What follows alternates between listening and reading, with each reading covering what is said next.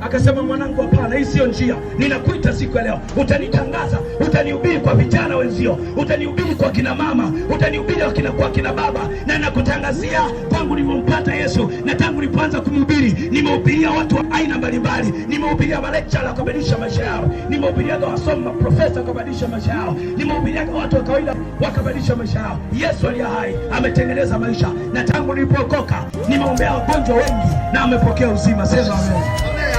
Amen.